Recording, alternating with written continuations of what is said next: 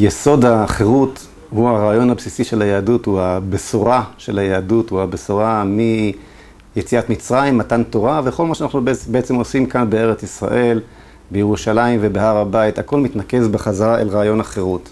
וכאשר מדינת ישראל, נציגת העם היהודי, מחליטה בשביל האדם מה ייכנס לו לפה ומה לא ייכנס לו לפה, הדבר עומד בסתירה לרעיון החירות. על אחת כמה וכמה כשמדובר בדבר שלא מזיק לאנשים אחרים, ולכך מצטרפות סיבות נוספות מדוע צריך להתחיל לשחרר את השימוש בקנאביס להחלטתו או לחירותו האישית של כל אדם ואדם. שוב פעם, בצורה מדורגת, בצורה מסודרת, לא בצורה שמאפשרת לנוער לרוץ מיד אל הדבר הזה. אבל בסך הכל הסיבה המרכזית הראשונה היא עניין החירות.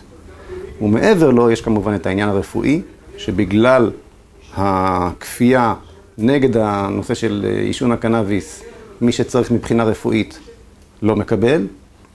ובדיוטה התחתונה נמצאת העצמת העולם התחתון, שאנחנו הפכנו כאן כפחות או יותר 500,000 משתמשים, אזרחים טובים במדינת ישראל, לבני ערובה של העולם התחתון. כל מכלול השיקולים הזה, החירות, הרפואה וההתמודדות מול העולם התחתון, מוביל למסקנה שצריך להתחיל ולשחרר בצורה מושכלת את השימוש בקנאביס לחירותו של כל אזרח ואזרח.